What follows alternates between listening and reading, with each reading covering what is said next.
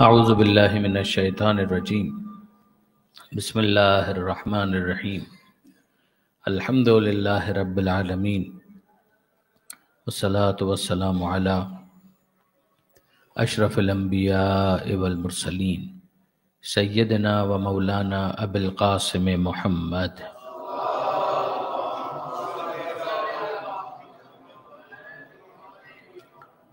وأہل بیتہ الطیبین الطاہرین المعصومین المظلومین المنتجبین المنتخبین المیامین لا سیما علی الامام المنتظر والحجة الثانی عشر الذین اذهب اللہ عنہم الرجس وطہرہم تطہیرا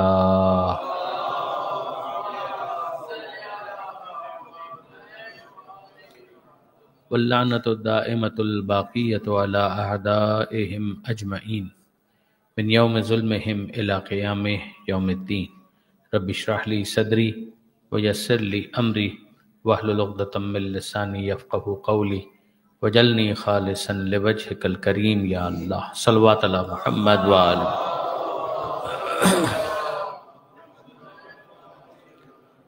اما بعد فقد قال اللہ سبحانہ وتعالی فی القرآن الحکیم بسم اللہ الرحمن الرحیم الم احد الیکم یا بنی آدم اللہ تعبدوا الشیطان انہ لکم عدو مبین وان اعبدونی وہذا صراط مستقیم صلوات علی محمد وآل محمد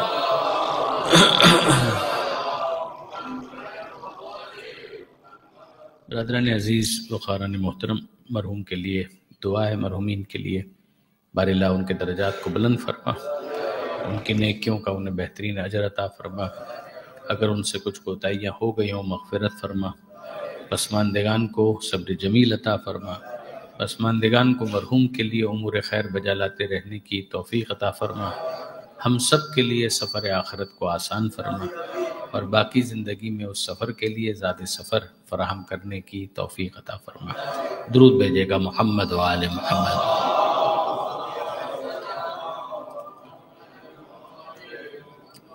جو آیت میں نے آپ کے سامنے تلاوت کرنے کا شرف حاصل کیا، سورہ یاسین کی تلاوت کرنے والوں کے لیے یہ اجنبی آیت نہیں ہے۔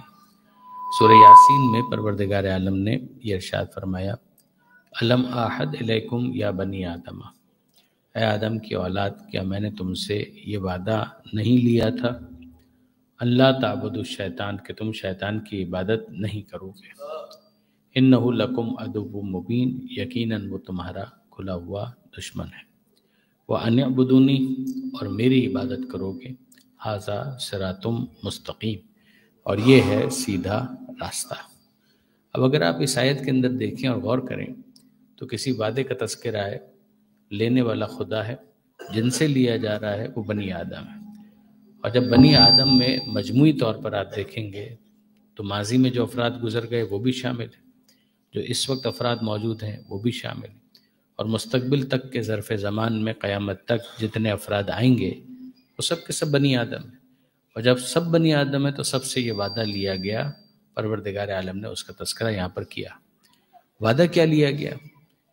کہ شیطان کی عبادت نہیں کرو گے، یعنی شیطان کی اطاعت نہیں کرو گے، شیطان کی بات نہیں مانو گے، وہ تمہارا کھلا ہوا دشمن ہے۔ تو ہم کو یہ بھی سمجھ میں آ گئی بات کہ کوئی ایسا فنومینا ہے کہ جس کو شیطان کہا گیا، یہ بھی ہم کو سمجھ گیا کہ اس کے حوالے سے جو ہمارا تعلق بنتا ہے وہ دشمنی کا تعلق بنتا ہے۔ پھر اس کے بعد پروردگار عالم نے فرمایا کہ ان اعبدونی، میری عبادت کرو گے، یہ بھی میں نے تم سے وعدہ لیا تھا، اور یہی سیدھا راستہ ہے۔ اب یہاں پر جو پہلا سوال ذہن کے اندر آتا ہے، جو بالکل منطقی ہے، لاجیکل سوال ہے، کہ یہ وعدہ اگر ہم سے لیا گیا تھا تو انصاف کی بات یہ ہے کہ کیا ہم کو یاد ہے کہ ہم سے یہ وعدہ لیا گیا تھا؟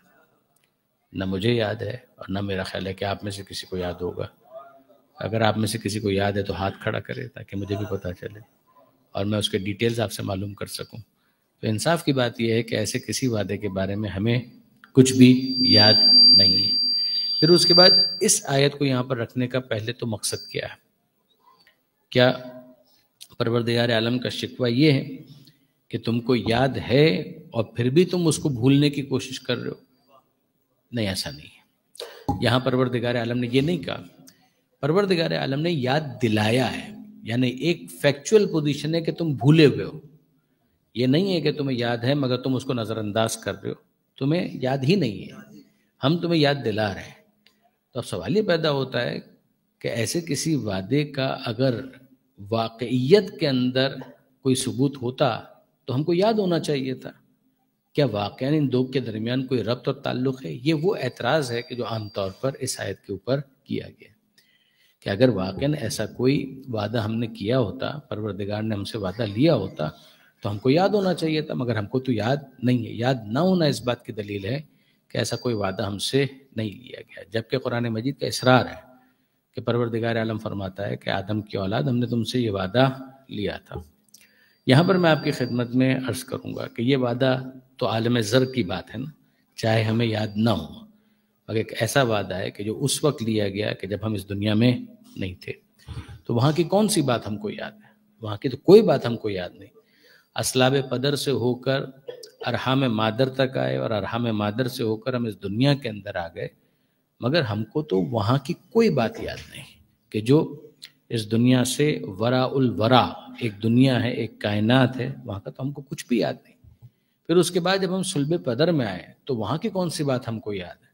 یعنی اب تو ہم دنیا میں آ گئے، تو دنیا میں آنے کے بعد بھی، صلب پدر میں آنے کے بعد بھی ہم کو کون سی بات وہاں کی یاد ہے؟ ہمیں کچھ یاد نہیں۔ ہم رحم مادر میں آ گئے، تو رحم مادر میں آنے کے بعد جو کچھ ہم پر بیتی ہے، آج اگر آپ یوٹیوب کے اوپر بھی ٹائپ کریں تو آپ کو کتنی ڈاکومنٹریز مل جائیں گی کہ کتنے سٹیجز ہیں کہ جس سے ہو کر ایک فیٹس یا ایمبریو اس دنیا کے اندر مکمل انسان بن کر پیدا ہوتا ہے۔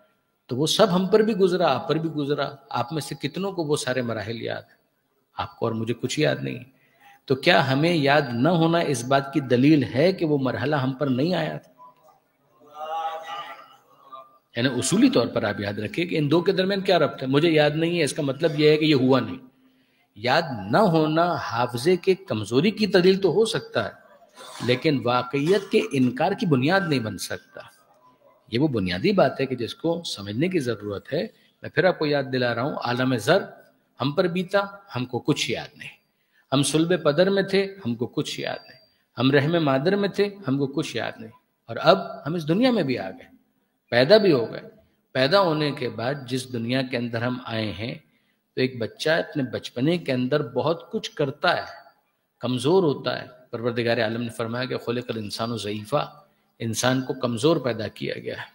تو خدا نے انسان کو کمزور پیدا کیا ہے، اسی لیے محبت کرنے والی مہربان ماں فراہم کی، باپ دیا ہے کہ یہ اس کو لک آفٹر کریں گے۔ اب میں آپ سے پوچھتا ہوں کہ اب تو ہم دنیا میں آ گئے نا، تو ابتدائی سال 2 سال کی کون سی ایسی بات ہے کہ جو آپ کو یاد آتی؟ اب تو ہم دنیا میں آ گئے، مگر دنیا میں آنے کے بعد بھی کتنی ایسی باتیں ہیں کہ جو ہم کو یاد نہیں ہیں۔ تو کہ یاد نہ آنا اس بات کی دلیل ہے کہ وہ نہیں ہوا تھا۔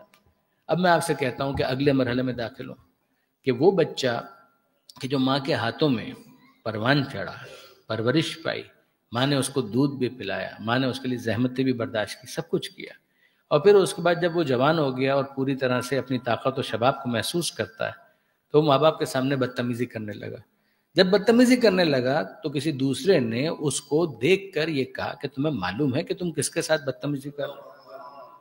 تمہیں معلوم ہے کہ تم کس کے ساتھ بدتمیزی کر رہے ہو؟ یہ وہی ماں ہے کہ جس نے تمہارے بچپن میں تمہیں پروان چڑھایا۔ اب یہ جملہ کس لیے ہے؟ یہ جملہ کس لیے ہے؟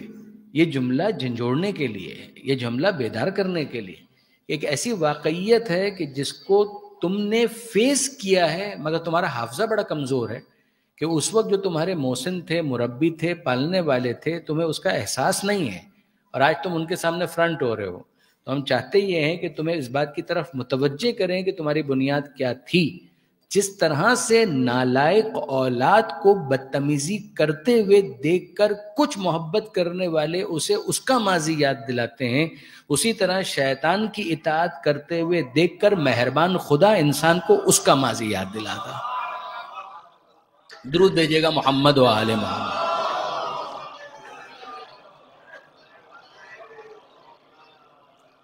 اب آپ نے غور فرمایا کہ ان دو کے درمیان کوریلیشن کیا ہے؟ کہ کوریلیشن یہ ہے کہ اے بندوں، تم پر ایک ایسا وقت گزرا ہے، اب تمہیں اگر یاد نہیں ہے تو ایک تو طریقہ کار یہ ہو سکتا تھا کہ دوسرا جو دیکھنے والا تھا وہ نالائق اولاد کو اس کے حال پر چھوڑ دیتا کہ اسی طریقے سے تم اپنے ماں باپ کے ساتھ جو سلوک کرنا چاہو کرو، مگر وہ دل درد مند رکھتا ہے، وہ چاہتا ہے کہ کسی طریقے سے اس کو صحیح راستے کے اوپر لے کر آئے، تو وہ یہ کہتا ہے کہ تم جس کے ساتھ بدتمیزی کر رہے ہو نہیں کرنی چاہیے، اس لیے کہ یہ وہ ہیں کہ جو تم پر بڑے مہربان تھے، یہ وہ ہیں کہ جنہوں نے تمہاری پرورش کی، جنہوں نے تمہارا خیال رکھا، تو یہ خیال رکھنے کا یہ نتیجہ تو نہیں ہونا چاہیے۔ یہاں پر میں آپ کی خدمت میں مولا کائنات امیر المومنین علی ابن ابی طالب علیہ السلام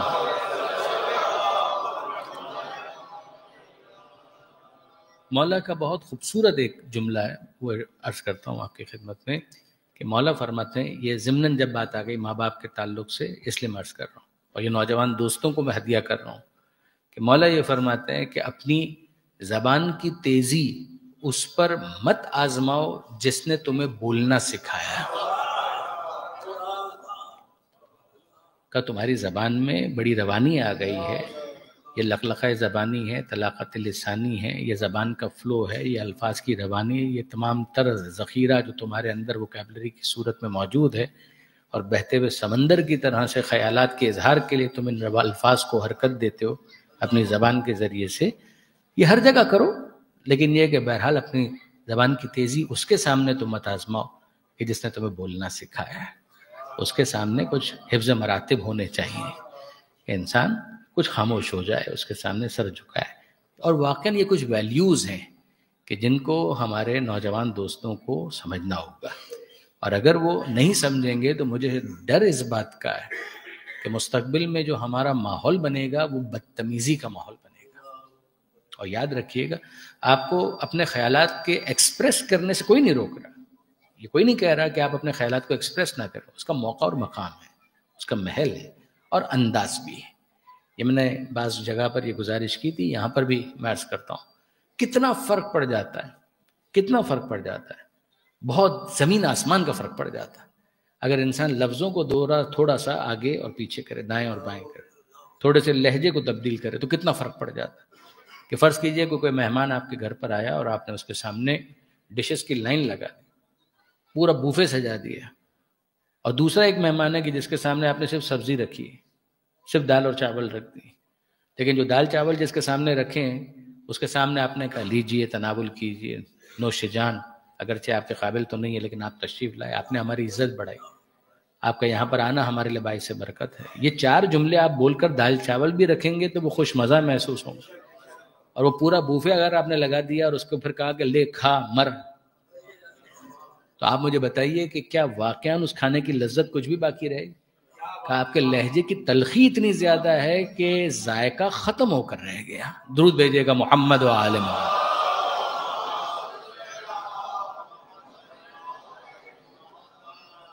تو یہ میں آپ سے ضرور گزارش کروں گا اس کانٹیکس کے اندر کہ بہت ضروری ہے کہ ہم اس ادب اور اس تادیب اور اس اخلاق کی طرف کم سے کم واپس بازگشت کی کوشش کریں، ورنہ بدقسمتی سے مجھے محسوس ہی ہو رہا ہے کہ سوشل میڈیا کی وجہ سے جہاں بہت سے فائدے بھی ہیں، مجھے اس سے انکار نہیں ہے، لیکن یہ کہ بہرحال میں محسوس کرتا ہوں کہ مستقبل زیادہ سے زیادہ بدتمیزی کی طرف بڑھتا چلا جائے گا، یہ نہیں ہونا چاہیے، کہیں نہیں ہونا چاہیے، لیکن خاص طور پہ ماں باپ کے کیس میں تو بالکل بھی نہیں ہونا چاہیے۔ درود بھیجیے گا محمد و آل محمد۔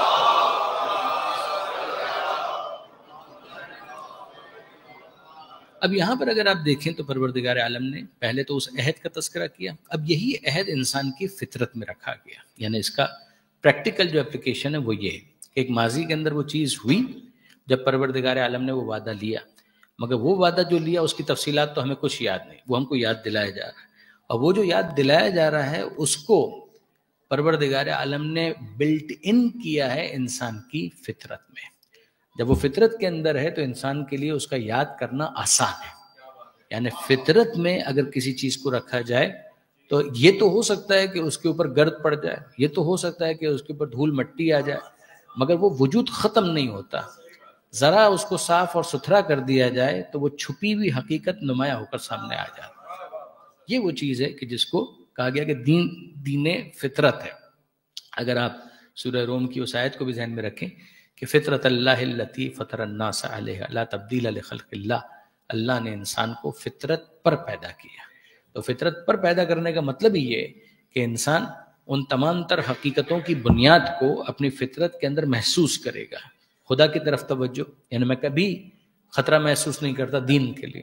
کچھ افراد یقیناً ایتھیزم کی طرف مائل ہو سکتے ہیں، ملحد ہو سکتے ہیں، منکر خدا ہو سکتے ہیں اعلان کرنے کی حد تک، لیکن جہاں تک انسان کی اپنی فطرت کا تعلق ہے اس کو سپریس کیا جاتا ہے، ختم نہیں کیا جا سکتا.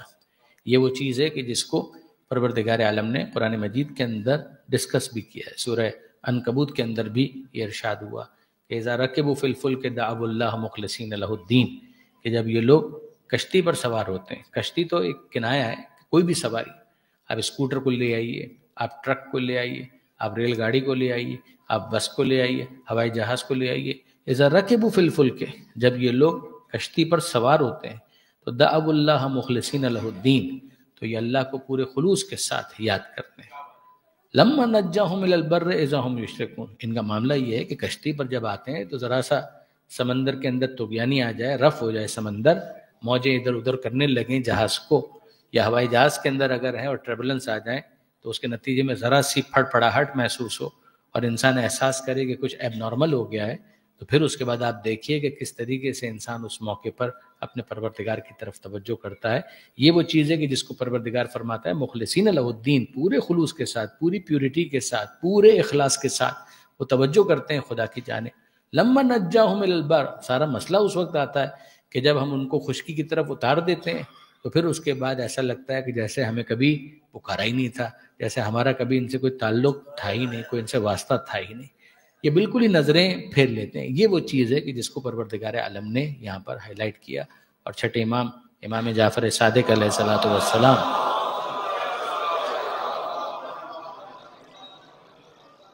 چھٹے امام نے بھی اس بات کو بیان کیا جب کسی شخص نے جو ملحد تھا، خدا کا انکار کر رہا تھا، تو اس نے آ کر یہ کہا کہ خدا کے وجود کے لیے مجھے دلیل چاہیے. علامہ سید علی نقی صاحب نے اس کو بہت ایلوکوینٹلی اپنی کتاب کے اندر ڈسکس کیا ہے، معرفت خدا. ان کی وہ کتاب ہے کہ 100 صفحے کی یا 125 صفحے کی کتاب ہوگی، مگر بلیو می، یقین کیجئے، میں کئی سالوں سے یہ گزارش کر رہا ہوں، اب تک کہیں سے مجھے پازیٹیولی رسپونڈ کرنے والا نہیں ملا. میری بڑی خواہش ہے کہ اس کتاب کا اچھی انگریزی میں کوئی ترجمہ کرے. معرفت خدا، اٹس اے ونڈرفل بک، اور یہ اتنی اچھی کتاب ہے کہ آج بھی اگر اس کا ٹرانسلیشن انگریزی میں ہو جائے تو یہ بہت سی علم کلام جدید کی ضرورتوں کو پورا کرے گی. یہ بہت عمدہ کتاب. جو اردو سمجھ سکتے ہیں میں ان سے گزارش کروں گا کہ اس کتاب کا مطالعہ اپنی ترجیح اول کے طور پر کریں، فرسٹ پرائرٹی کے طور پر. بہت اچھی کتاب ہے اور انٹرنیٹ پر آسانی سے اویلیبل بھی. تو اس میں انہوں نے چھٹے امام کا یہ قضیہ نقل کیا، دین فطرت، اس کو ذہن میں رکھتے ہوئے کہ جب امام سے کسی نے سوال کیا کہ میں خدا کو جاننا چاہتا ہوں، اس کے لیے دلیل چاہیے، تو امام نے کہا کہ تو نے کبھی سفر کیا ہے؟ اب امام کے جو سوالات ہیں وہ اس کے بیک گراؤنڈ کے مطابق ہیں. دیکھیے یہ کبھی نہیں ہوگا کہ جو آپ کے پاس سائل آیا ہے آپ اس کے بیک گراؤنڈ کو جج کیے بغیر اس کو کوئی چیز ایکسپلین کر پائیں.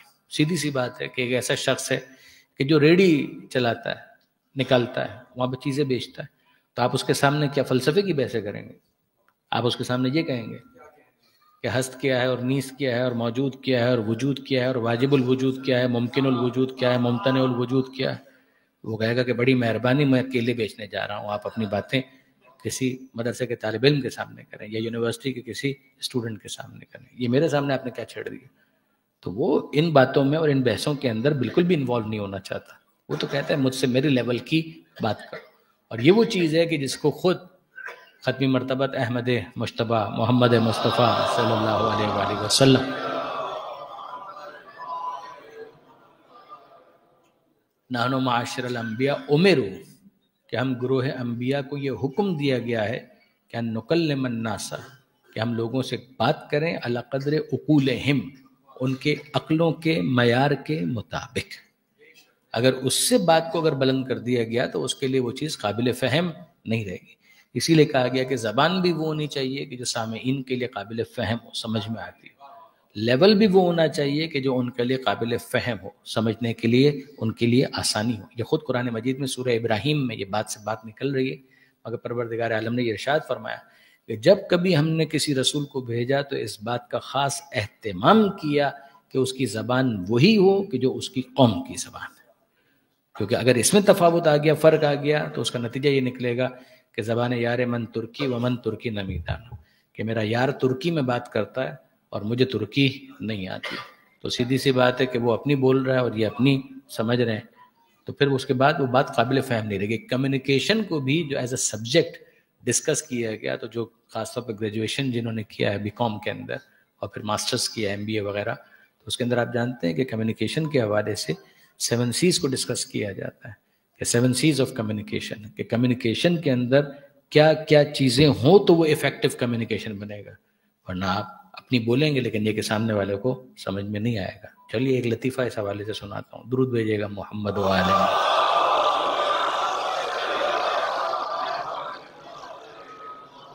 یہ پریکٹیکل لطیفہ تھا، میں لطیفہ کوئی کرنے کا میرا کوئی شوق نہیں ہے، ممبر سے تو ختم نہیں ہے، نجی نشستیں اور ہوتی ہیں، لیکن یہ کہ بہرحال ممبر سے تو نہیں، لیکن یہ لطیفہ بڑا پریکٹیکل لطیفہ ہے کمیونیکیشن کے حوالے سے۔ مجھے یاد ہے جب میں یونیورسٹی میں پڑھ رہا تھا، ایم بی اے کر رہا تھا، تو ایک مرتبہ اس چیز کو ڈسکس کرتے ہوئے کہ بھائی جو پروڈکٹ ہے اس پروڈکٹ کے اوپر اس کی ڈیٹیلز ہونا بہت ضروری ہے، تو اس کے اندر ایک بات انہوں نے بتائی تھی اور ہم سب بہت قہقہ لگا کر ہنسے تھے، کہ انہوں نے کہا تھا کہ ایسا پاکستان تو پاکستان ہے نا، پاکستان تو پاکستان ہے، تو ہر وہ چیز کے جو نہیں ہو سکتی ہے اس کو کس طریقے سے انورٹڈ کاماز میں جگاڑ کے ذریعے سے کرنا ہے، اس پر تو ہمیں ید طولہ حاصل ہے نا۔ انہوں نے کہا کہ ہوا یہ کہ ایک پروڈکٹ تھی، بنی تھی پاکستان میں، لیکن یہ کہ تاثر دینا تھا کہ جیسے یہ جاپان میں بنی ہے، تو انہوں نے کیا کیا، انہوں نے اس پوری پروڈکٹ کے اوپر جاپنیز لینگویج کے اندر بڑا بڑا کچھ لکھوا دیا، دیکھنے والے اس کو دیکھ رہے تھے تو یہ سمجھ رہے تھے کہ یہ جاپان کی، اور کچھ سمجھ میں نہیں آ رہا تھا، لیکن یہ سمجھ میں آ رہا تھا کہ عام طور پہ جو جاپان کی مصنوعات ہوتی ہیں ان میں اسی طریقے سے لکھا ہوتا، تو اس نے لکھا کیا تھا، جاپنیز زبان میں لکھا ہوا تھا میڈ ان پاکستان۔ تو کمیونیکیشن کا نہ آنا نہ ہونا کبھی کبھی یوں بلیسنگ بن جاتا ہے جب کوئی قوم کسی خاص تاثر کے اندر ہوتی ہے۔ درود بھیجے گا محمد و آل محمد۔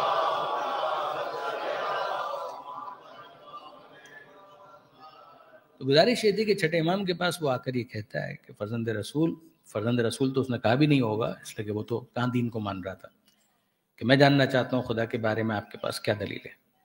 امام نے اس سے یہ کہا کہ تم نے سفر کیا ہے؟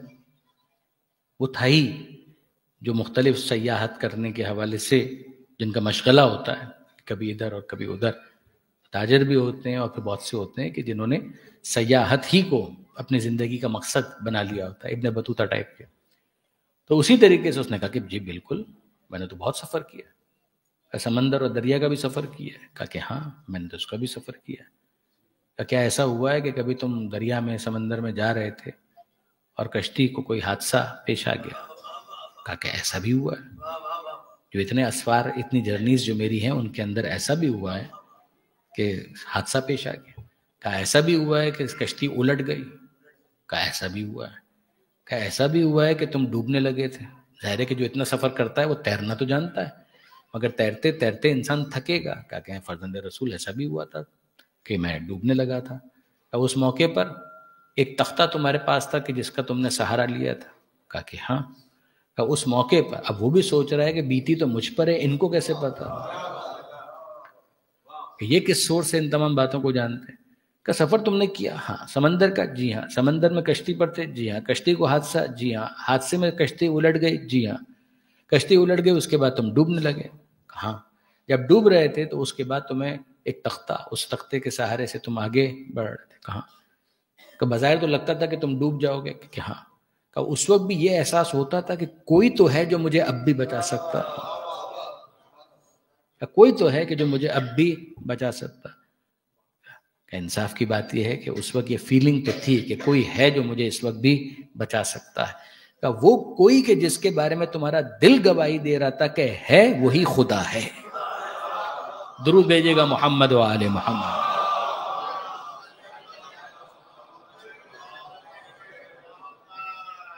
وہ فطرت پر پڑی ہوئی دبیز ایک طے ہے، اس کو آپ گرد کہہ لیجئے، خاک کہہ لیجئے، غبار کہہ لیجئے، مگر وہ ہے کہ جو انسان کی اس فطرت کے اوپر پردہ ڈالتا ہے۔ جب ایسی کوئی سچویشن آتی ہے تو اس موقع پر وہ ساری گرد، وہ سارا غبار وہ ہٹنے لگتا ہے، اور جو اندر موجود مدفون ایک حقیقت ہے وہ نمایاں ہو کر ابھر کر سامنے آ جاتی ہے۔ جس طرح سے بیج کو اگر آپ زمین پر ڈال دیں، زمین کے اندر دفن کرتے ہیں، تو بیج کا زمین میں جانا اس کو ختم نہیں کرتا، مستقبل میں ایک درخت کی تمہید بن جاتا ہے۔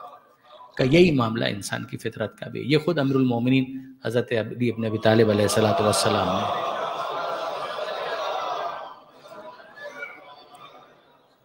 مولا نے انبیاء کی بعثت کے مقصد کو بیان کیا، ایک فطرت اور ایک عقل۔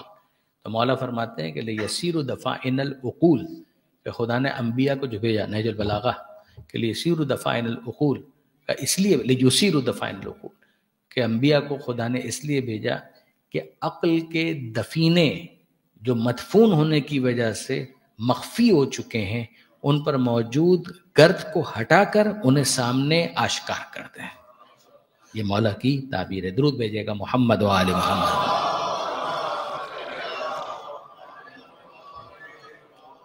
تو اب آپ اگر غور فرمائیے تو یہاں پر پروردگار عالم نے فرمایا الم عہد، کیا میں نے تم سے یہ وعدہ نہیں لیا، الیکم یا بنی آدم، اے آدم کی اولاد، اللہ تعبدوا الشیطان، کہ تم شیطان کی عبادت نہیں کرو۔ تمہاری فطرت کے اندر اس کو رکھا گیا، انہ لکم عدو مبین، وہ تمہارا کھلا ہوا دشمن ہے۔ یہ بھی تمہاری فطرت کے اندر ہے۔ جس کی دشمنی آشکار ہو جائے تم اس سے قربت کا احساس نہیں کرتے، تم اس سے دور ہونا چاہتے ہو۔ وَأَنِ اعْبُدُونِی، اور میری عبادت کرو گے، یہ بھی تمہاری فطرت میں رکھا گیا، وعدہ لیا گیا اور تمہاری فطرت کے اندر ان بلٹ اس کو محفوظ کیا گیا۔ ھذا صراط مستقیم، یہ ہے صراط مستقیم، یہ ہے سیدھا راستہ۔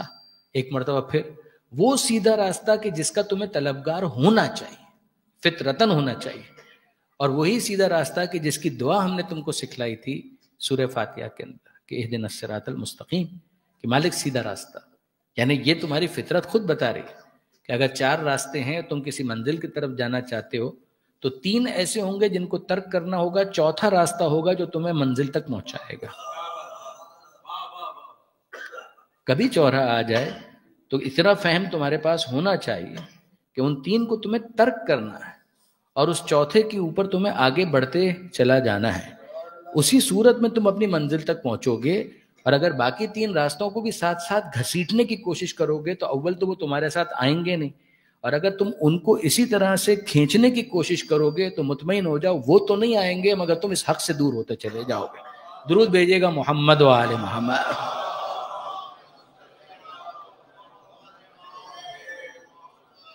اب آپ نوٹ کریں گے کہ وہاں پر بھی فوراً پروردگار عالم نے متوجہ کیا تھا کہ صراط الذین انعمت علیہم، یہ راستہ کسی اور کا نہیں ہو سکتا، یہ انہی لوگوں کا راستہ ہوگا کہ جن کے اوپر نعمت ہدایت پروردگار عالم نے نازل کی، کہ اگر وہ ہدایت یافتہ ہیں تو ان کا راستہ صراط مستقیم، اور جن کے پاس خود ہدایت نہیں ہے تو وہ ان کا راستہ سب کچھ ہو سکتا ہے، صراط مستقیم نہیں ہو سکتا۔ اسی لیے فوراً کہا گیا ان کا راستہ، غیر المغضوب علیہم، مغضوب علیہم کا راستہ صراط مستقیم نہیں ہو سکتا، ظالین کا راستہ صراط مستقیم نہیں ہو سکتا۔ اب یہاں پر آپ دیکھیں تو پروردگار نے کہا شیطان کا راستہ چھوڑو، شیطان کی دشمنی اس کو محسوس کرو، اس کے راستے کی طرف آؤ کہ جو عبادت پروردگار کی طرف تمہیں لے جائے گا۔ کیوں؟ اس لیے کہ تمہیں ہم نے پیدا اسی لیے کیا، وما خلقت الجن والانس الا لیعبدون، ہم نے اپنی عبادت کے لیے تم کو پیدا کیا۔ تو اب ہمیں کہاں سے پتا چلے کہ وہ کون ہے کہ جو انعمت علیہم کا مصداق ہے؟ تو ہم پیغمبر اکرم سے اگر پوچھیں تو پیغمبر اکرم کا عبادت ہی کے راستے پر جانا چاہتے ہو، اسی کو صراط مستقیم سمجھتے ہو، تو یہ راستہ اسی کا ہو سکتا ہے کہ جس کی ایک ضربت کا وزن اتنا ہو کہ ثقلین کی عبادتیں مل کر اس کا مقابلہ نہ کر سکیں۔ درود بھیجیے گا محمد و آل محمد۔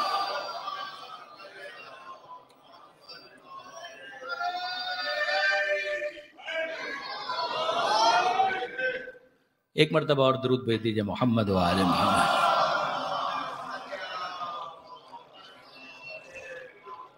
اور اب اگر آپ اس کے تتمے کی طرف آئیے، وَلَقَدْ أَضَلَّ مِنْكُمْ جِبِلًّا كَثِيرًا، پروردگار فرماتا ہے کہ ہمارا کام تھا تمہیں متوجہ کرنا، اس کے بعد تم نے کیا کیا؟ لَقَدْ أَضَلَّ مِنْكُمْ جِبِلًّا كَثِيرًا، تم میں سے ایک بڑے گروہ کو، کثیرہ اردو میں بھی استعمال ہوتا ہے، کثیر کثرت سے نکلا ہے، کہ ایک بڑے گروہ کو شیطان نے گمراہ کر دیا۔ لَقَدْ أَضَلَّ مِنْكُمْ جِبِلًّا كَثِيرًا، یہ اضل وہی لفظ ہے جو ظالین میں آیا تھا، غور فرمائیے گا، لقد اضل منکم جبلا کثیرا، تم میں سے ایک بڑے گروہ کو اس شیطان نے جو تمہارا دشمن تھا، جس کے لیے ہم نے تمہاری فطرت میں رکھا تھا کہ تم اس راستے کی طرف نہیں جاؤ گے، اسی کے لیے ہم نے تم کو یاد دہانی کروائی تھی. اتنی وضاحتیں کرنے کے بعد ہم تمہیں بتا رہے ہیں کہ ہوا یہ کہ ایک بڑے گروہ کو اس شیطان ملعون نے، تمہارے دشمن نے گمراہ کر دیا، تم اس کے مقابلے میں ریزسٹ نہیں کر پائے. اب میں آپ سے سوال کرتا ہوں برادران عزیز، اس کا مطلب کیا ہوا؟ اس کا مطلب یہ ہوا کہ بھائی ایک بڑے گروہ کو جب خدا نے یہ سرٹیفائی کر دیا کہ یہ تو گمراہ ہو گئے، دے آر فیل، تو اس کا مطلب یہ ہے کہ پروردگار عالم نے اپنی توحید کو کلیئر بیان نہیں کیا. آپ مجھے حق دیتے ہیں کہ میں یہ کہوں خدا نے اپنی توحید کو کلیئر بیان نہیں، اگر کلیئرلی بیان کر دیا ہوتا تو کیسے ہو سکتا ہے کہ ایک بڑی تعداد خدا ہی کی منکر ہو جائے؟ اور خود پروردگار کہہ رہا ہے کہ تم میں سے ایک بڑے گروہ کو شیطان نے گمراہ کر دیا. بڑا گروہ، جبلن کثیرہ، ایک بڑے گروہ کو. تو میں لے لوں جبلن کثیرہ کو کہ ایک بڑا گروہ گمراہ ہو گیا. اور جب بڑا گروہ گمراہ ہو گیا تو اس کا مطلب یہ ہے کہ جس معاملے میں گمراہی کا مرثیہ پڑھا جا رہا ہے، شکوہ کیا جا رہا ہے، وہ میسج کلیئرلی پہنچا ہی نہیں. اگر پہنچ گیا ہوتا تو کیسے ہو سکتا ہے کہ یہ سب کے سب گمراہ ہو جاتے؟ تو آپ سب کے سب مجھے یہ کہیں گے کہ نہیں مولانا یہ کیسی بات آپ نے کر دی، پروردگار عالم کے وجود کے دلائل تو اتنے ہیں، زمین دلیل ہے، آسمان دلیل ہے، زمین سے اگتا ہوا غلہ دلیل ہے، مہکتے ہوئے پھول دلیل ہیں، یہ سبز پتے دلیل ہیں، یہ چلتی ہوئی ہوائیں دلیل ہیں، یہ سورج کی کرنیں دلیل ہیں، یہ چاند کی چاندنی دلیل ہے، یہ ستاروں کی جگمگاہٹ دلیل ہیں، یہ برستا ہوا پانی دلیل ہے، جذب ہوتا ہوا پانی اور غلے میں تبدیل ہوتا ہوا یہ پورا سلسلہ یہ دلیل ہے. یہ ہمارے نفس کا آنا اور جانا، یہ سانس کی روانی، یہ ہمارے رگوں کے اندر خون کا دوڑنا، یہ سب دلیل. یہ ہمارا اپنا وجود، یہ ہماری آنکھوں کا نور کا احساس کرنا، رنگوں کو پہچاننا، یہ دلیل ہے. یہ کانوں کا سماعت کے لیے آمادہ ہونا، آوازوں کو پہچاننا، ان کے درمیان ڈسٹنگوش کرنا، سب اتنی دلیلیں ہیں. اور پروردگار کہہ رہا ہے کہ ایک بڑے گروہ کو اس نے گمراہ کر دیا. تو یاد رکھیے گا، گروہ چاہے چھوٹا ہو یا بڑا، اس کے گمراہ ہونے کی بنیاد پر یہ نہیں کہا جا سکتا کہ پیغام واضح طور پر نہیں پہنچایا گیا تھا. اگر توحید کا پیغام واضح طور پر پہنچایا گیا اور پھر بڑا گروہ گمراہ ہو گیا تو یہ گمراہی دلیل نہیں ہے کہ پیغام صحیح نہیں پہنچایا گیا تھا. اسی طرح سے ولایت کا انکار اس بات کی دلیل نہیں بنے گا کہ ولایت کا پیغام صحیح طرح سے نہیں پہنچایا گیا.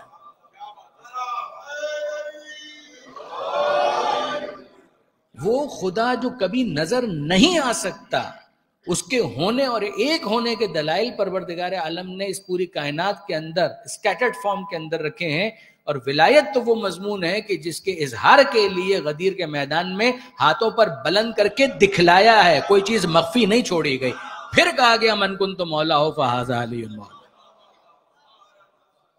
درود بھیجے گا محمد و آل محمد.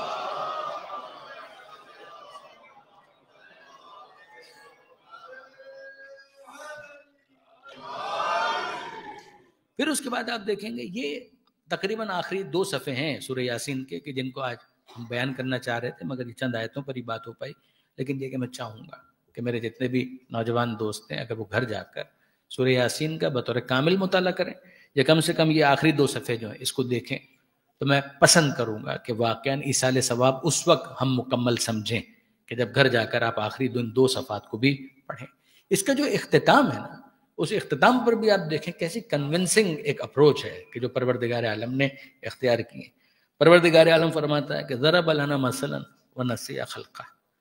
یہ انسان عجیب ہے، ہمارے لیے مثالیں بیان کرتا ہے، ہمارے لیے مثالیں بیان کرتا ہے. ونسی خلقہ، اور اپنی خلقت کو بھول گیا، اپنی خلقت کو بھول گیا. وہی والی بات کہ ہم یاد دلا رہے ہیں الم عہد، کہ ہم نے تم سے وعدہ نہیں لیا. یہ ہمارے لیے مثالیں بیان کر رہا ہے. وَضَرَبَ لَنَا مَثَلًا وَنَسِيَ خَلْقًا. یہ ہمارے لیے مثالیں بیان کرتا ہے، اپنی خلقت کو بھول گیا. کیا مثال بیان کی؟ واقعہ آ رہی ہے. قَالَ مَن يُحْيِي الْعِظَامَ وَهِيَ رَمِيمٌ. کون ہے جو ان ہڈیوں کو زندہ کرے گا جبکہ وہ چورا چورا ہو چکی؟ کہ یہ ہڈیاں تو چورا چورا ہو چکی.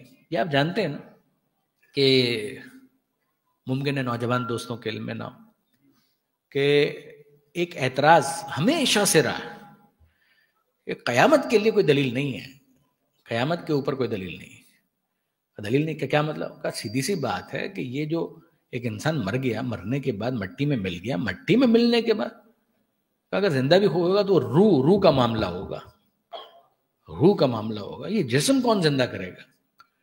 پہلے مشرکین نے یہ اعتراض کیا تھا، پھر بعد میں فلاسفہ نے اعتراض کیا تھا، یہاں تک کہ بعض جو مسلمان ہونے کے دعوے دار تھے انہوں نے بھی کہا کہ جناب علی ہمارے پاس مادہ جسمانی کے لیے کوئی دلیل، یعنی جسم کے واپس زندہ ہونے کے لیے کوئی دلیل نہیں ہے، یہ اعتراض کیا گیا۔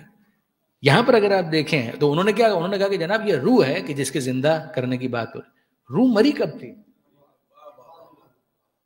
روح مری کب تھی؟ یعنی روح کے بارے میں تو ہمارا اور آپ کا محاورہ یہ ہے روح پرواز کر گئی، تو جسم رہ گیا، روح پرواز کر گئی، تو روح قبض کر لی گئی، تو روح جب قبض کر لی گئی تو رہ کیا گیا؟ کہ جسم ہی تو رہا، جو جسم رہا تو پھر بالآخر کیا ہوگا؟ ڈیٹیریٹ کر جائے گا، وہ جب زمین میں جائے گا تو بیکٹیریا نے تو اپنا حملہ کرنا ہے، اس کا جو بھی نام ہو، پولٹریفائنگ، ڈی نائٹریفائنگ، جو بھی نام آپ دیں سائنسی اعتبار سے، مگر بالآخر اس بدن نے گل کر سڑ کر مٹی میں مل جانا ہے، ہڈیاں کا اتنی خستہ کہ اگر ان کو دبائیں تو چورا ہو جائے۔ یہی وہ چیز تھی کہ جس کو ایک مشرک سردار نے پیغمبر اکرم کے سامنے لا کر تمسخر کرتے ہوئے، موکری کرتے ہوئے یہ کہا تھا، ہڈی دکھائی اور ہڈی کو پریس کیا، اور پریس کرنے کے بعد اس کا چورا ہو گیا، اس کو اڑا دیا۔ اس کے بعد اس نے یہ کہا، اے محمد اس ہڈی کے بارے میں تم یہ کہتے ہو کہ خدا اس کو زندہ کرے گا۔ اب آپ غور کیجئے کہ اگر وہ بات صحیح ہوتی کہ جسم موضوع ہی نہیں ہے تو پیغمبر اکرم کو کیا کہنا چاہیے؟ پھر علامہ سید علی نقی صاحب وہ فرماتے تھے کہ پیغمبر اکرم کو تو مسکرا کر کہنا چاہیے تھا کہ my dear you could not understand me, میں ان ہڈیوں کی تو بات ہی نہیں کر رہا تھا، میں تو بات کر رہا تھا روح کی، میں ہڈیوں کے بارے میں کہاں کر، یہ تو ہمارا ٹاپک ہی نہیں تھا، ہم جسم کی تو بات ہی نہیں کر رہے تھے، تم مجھے سمجھے ہی نہیں۔ اچھا یہ تھا تمہارا اعتراض، چلو we are on one page. نہیں، ایسا کچھ نہیں کہا پیغمبر اکرم نے، نہ قرآن مجید نے یہ کہا، قرآن مجید نے تو اس کے اوپر گرفت کی ہے کہ ضرب لنا مثلا ونسی خلقہ، ہمارے لیے مثالیں بیان کرتا ہے، ونسی خلقہ، اور اپنی خلقت کو بھول گیا۔ اب ان دو میں ربط کیا ہے؟ ہمارے لیے مثال بیان کرتا ہے، مثال تو یہ کیا کہتا ہے، من یحیی العظام وہی رمیم، کون ان ہڈیوں کو زندہ کرے گا جبکہ یہ پاؤڈر ہو چکی ہیں، چورا چورا ہو چکی ہیں۔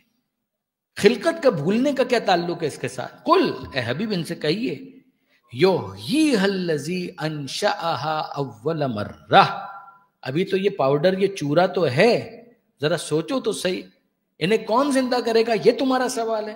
انہیں وہی زندہ کرے گا جس نے اس وقت زندہ کیا تھا جب یہ چورا بھی نہیں تھا، انہیں وہی زندہ کرے گا جس نے اس وقت زندہ کیا تھا، یہ تم اپنی خلقت کو بھولے ہوئے ہو، انہیں وہی زندہ کرے گا جس نے اس وقت زندہ کیا تھا جب یہ چورا بھی نہیں تھا، وہ جو عدم کے پردے کو چاک کر کے تمہیں نعمت وجود سے سرفراز کر سکتا ہے، کیا وہ مرنے کے بعد ان مردہ ہڈیوں کے چورے کو اثر نو لباس حیات نہیں پہنا سکتا؟ یہ تم نے کیوں کر سمجھا؟ یہ ہے وہ تعلق کہ ضرب لنا مثلا ونسی خلقہ، یہ ہمارے لیے مثالیں بیان کرتا ہے اور اپنی خلقت بھول گیا۔ تو یہ دونوں آیتیں اگر آپ دیکھیں، علم آہد، اور یہ ان دونوں کے اندر شکوہ ایسی بات کا ہے کہ تم بھول بہت جلدی جاتے ہو، تم بھول بہت جلدی جاتے ہو، تم فراموشی اختیار کرتے ہو، بہت جلد بھول جاتے ہو، تمہیں یاد دلانا پڑتا ہے، جب یاد دلانا پڑتا ہے تو یاد دلانے والے کو تم خیر خواہ نہیں سمجھتے، تم اس سے بھی لڑنے لگتے ہو۔ کبھی ہم قرآن کی آیت کے ذریعے سے یاد دلاتے ہیں، کبھی ہم تمہیں ان بیانات کے ذریعے سے جو پیغمبر اکرم کے ہیں ان کے ذریعے، اس لیے کہ یاد دلانے کے لیے جو لفظ ہے نا، یاد رکھیے گا، یعنی یاد دلانے کے لیے جو لفظ ہے اس کو یاد رکھیے گا، وہ ہے ذکر، یعنی غور کیجئے گا، اقم الصلاۃ لذکری، نماز قائم کرو میری یاد کے لیے، میرے ذکر کے لیے۔ غور کیا آپ نے، انا نحن نزلنا الذکر، اس قرآن کو ہم نے ذکر بنا کر نازل کیا، وَإِنَّ لَهُ لَحَافِظُونَ، ہم اس کی حفاظت کرنے والے، یاد بھول مت جاؤ، یاد دہانی۔ اسی طریقے سے اگر آپ غور کریں، پیغمبر اکرم کے لیے بھی لفظ ذکر استعمال ہوا ہے قرآن مجید کے اندر، ذکرن رسولا، ہم نے اس رسول کو ذکر، یاد دہانی، انما انت مذکر، آپ یاد دلانے والے ہیں، آپ یاد دہانی کرنے والے ہیں۔ یاد رکھیے گا، علم دینے کو کہتے ہیں تعلیم، یاد دلانے کو کہتے ہیں تذکیر۔ تعلیم یعنی علم دینا، تذکیر یعنی یاد دلانا، یاد دلاتے رہنا۔ اب آپ کو سمجھ میں آیا کہ جو آل محمد کا ذکر ہوتا ہے اس کو ذکر کیوں کہا جاتا ہے؟ اور اس یاد دلانے والے کو ذاکر کیوں کہتے ہیں؟ وہ ذاکر اسی لیے، یعنی یہ میں اس لیے کہہ رہا ہوں، آخری 2 منٹ لے لوں اور اس کے بعد بات مکمل، کہ یہ بھی ہمارے نوجوان دوستوں کو سمجھنے کی ضرورت ہے. یہ اعتراض نہ کریں، یہ اعتراض بہت غلط ہے. انصاف کی بات یہ، مجھے تکلیف ہوتی ہے، مجھے واقعاً بہت زیادہ اذیت ہوتی ہے جب کوئی یہ کہتا ہے نا کب تک خیبر سنیں گے. آپ بہت بڑی غلط فہمی کا شکار. اگر کوئی یہ کہے کب تک خندق سنیں گے، مجھے بہت تکلیف ہوتی ہے یہ جملہ سن کر. کب تک احد اور بدر بیان ہوگا؟ آپ کیا سمجھتے ہیں کہ ہر وہ بات جو بیان ہو رہی ہے وہ تعلیم کے لیے؟ ہر بات تعلیم کے لیے نہیں ہے، ذکر کے لیے، یاد دہانی کے لیے. اور اگر آپ یاد باقی رکھنے کے لیے تیار نہیں ہیں تو آپ مطمئن ہو جائیے، آپ یہاں سے باہر جائیں تو کسی کو دلچسپی نہیں ہے. اگر آل محمد کے شیعہ یہ والی بات کرنے لگیں گے تو باہر کسی کو دلچسپی نہیں ہے. اگر کوئی دوسرا یہ کہتا ہے اور ان کو یہ یاد آ جاتا ہے آپ کے یاد دلانے پر، آپ ممبر سے اتنا سنیں کہ آپ کو یاد ہو جائے کہ لا فتح الا علی لا سیف الا ذوالفقار. آپ ممبر سے اتنا سنیں کہ آپ کو یاد ہو جائے کہ خیبر میں کہا تھا علم اس کو دوں گا. آپ ممبر سے سنیں اور بار بار سنیں کہ خندق میں یہ کہا تھا کل ایمان گیا. آپ سنیں اور بار بار سنیں، اور جب بار بار سنیں اور آپ کا دل اس سے شاد ہو جائے تو یہ آپ کے تو ایمان کی دلیل بنے گا، اور آپ بن جائیں گے مذکر، یاد دلانے والے، ذاکر دوسروں کے سامنے. کوئی صحیح موقع ہے اور آپ نے یاد دلا دیا. ہمیں بہت خوشی ہوتی ہے جب ہمارے محترم برادران اہل سنت میں سے کوئی آل محمد کے فضائل بیان کرے اور ہمیں کوئی بتائے کہ انہوں نے بیان کیا. تو میں یہی کہتا ہوں کہ میرے محترم دوست، آپ کی مجلس کامیاب ہو گئی، آپ کی مجلسیں کامیاب ہو گئی. یہ کتابوں میں پہلے بھی موجود تھا. کیا تبری میں نہیں لکھا ہوا؟ کیا ابن کثیر نے نہیں لکھا؟ کیا بخاری کے اندر نہیں ہے؟ کیا مسلم میں نہیں ہے؟ یہ ساری چیزیں موجود ہیں. تو جو موجود چیز تھی اس کے اوپر کس نے پردہ ڈالا ہوا تھا؟ وہ جو پردہ پڑا ہوا تھا اسے آپ کی مجلسوں میں تکرار کی وجہ سے وہ چھپا نہ سکے، بیان کرنے پر مجبور ہو گئے. اور یہ مجبوری ان کی دل سے ہوگی، میں ان کے بارے میں حسن ظن رکھتا ہوں، مگر وہ مجبوری ان کے دل سے ہو حسن ظن کے ساتھ. میں یہ کہنے پر پوری طرح سے قادر ہوں اور حق رکھتا ہوں کہ یہ مجلس کی کامیابی ہے، یہ آپ کی عزاداری کی کامیابی ہے. تو یہ کوئی مناسب روش اور رویہ نہیں ہے. اور میں آپ کی خدمت میں عرض کروں، کربلا میں آپ آ کر دیکھیے، حسین یاد دلا رہے ہیں، حسین یاد دلا رہے ہیں. کیا تمہیں معلوم ہے کہ میں کون ہوں؟ تم جانتے ہو کہ میں کون ہوں؟ پہلے میرے نسب پر غور کرو، میں ہوں کون؟ کیا تمہیں نہیں معلوم کہ میں محمد مصطفیٰ کا بیٹا ہوں، نواسا ہوں؟ میں علی اور زہرا کا بیٹا ہوں، خدیجہ طاہرہ کا نواسا ہوں. کیا میرے نسب پر غور کرنے کے بعد بھی تمہارے لیے جائز ہو سکتا ہے کہ تم اپنے نبی کے نواسے پر تلوار تان لو؟ اچھا سب چھوڑو، یہ بتاؤ کہ کیا تمہیں نہیں معلوم کہ میرے اور میرے بھائی کے بارے میں وہی نبی کے جس کا کلمہ تم پڑھتے ہو، انہوں نے یہ کہا تھا الحسن والحسین سید شباب اہل الجنہ، حسن اور حسین جنت کے جوانوں کے سردار ہیں. کیا تمہیں نہیں معلوم؟ کیا تم نہیں جانتے یہ بات؟ روئے زمین پر کوئی ایسا نہیں ہے اس وقت میرے بھائی کے بعد میرے سوا کہ جس کے لیے پیغمبر اکرم نے یہ کہا کہ یہ جنت کے جوانوں کے سردار. پھر اس کے بعد تمہارے لیے کیسے جائز ہو سکتا ہے کہ تم جنت کے جوانوں کے سردار کو قتل کرو اور جنت میں جانے کی توقع کرو؟ کیسے ہو سکتا ہے؟ لڑ رہے ہو اس سے کہ جو جنت کے جوانوں کا سردار ہے. کس نے کہا؟ پیغمبر نے. تمہیں جنت کا کس نے بتایا؟ کب؟ پیغمبر نے. یا تو تم جنت کا انکار کرو، اور اگر جنت کو مانتے ہو رسول کے کہنے پر تو جنت کے سرداروں کو سردار مانو رسول کے کہنے پر. یہ میں آپ سے پوچھتا ہوں کہ یہ کیا ہو رہا ہے؟ مولا خود کہہ رہے ہیں کہ کیا تمہیں نہیں معلوم؟ اور پھر مولا کہتے ہیں اگر نہیں معلوم تو جاؤ جا کر پوچھو جابر ابن عبداللہ انصاری سے، زید بن ارقم سے، سہل ابن سعد الساعدی، یہ نام لیے ہیں. یہ پیغمبر اکرم کے وہ صحابہ ہیں کہ جنہوں نے اپنے کانوں سے سنا، وہ تمہیں خود بتائیں گے کہ انہوں نے اپنے کانوں سے سنا کہ پیغمبر نے کہا کہ میں حسن اور حسین کے بارے میں یہ کہتا ہوں یہ جنت کے جوانوں کے سردار ہیں. کیا اس کے بعد بھی تمہارے لیے جائز ہو سکتا ہے کہ تم میرے خلاف تلوار اٹھاؤ؟ پھر امام کہتے ہیں چھوڑو، میرے نسب کو بھی چھوڑو اور میرے بارے میں اللہ کے رسول نے جو کہا ہے اس کو بھی چھوڑو. اب یہ بتاؤ لڑنا کیوں چاہتے ہو؟ لڑ کیوں رہے ہو؟ کیا کیا ہے میں نے؟ کیا میں نے کسی کو قتل کیا ہے کہ جس کا کوئی قصاص لینا چاہتے ہو؟ کسی کو زخمی کیا ہے کہ جس کا بدلہ لینا چاہتے ہو؟ کیا میں نے کسی کا مال لوٹا ہے کہ جس کو تم مجھ سے طلب کرنا چاہتے ہو؟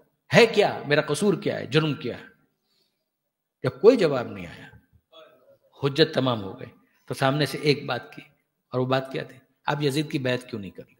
کہا کہ بس اب اتنا ہی معاملہ رہ گیا نا، یعنی اس کے علاوہ تو اور کچھ نہیں ہے، کہ تمہارا تو کچھ لینا دینا نہیں ہے، تو یزید کی خاطر میدان میں آؤ حسین سے لڑنے کے لیے، تو اب اپنے الفاظ میں کہوں کہ ٹھیک ہے کہ جو یزید کا انجام ہو وہی تمہارا انجام، پھر وہی تمہارا انجام ہونا چاہیے جو یزید کا انجام۔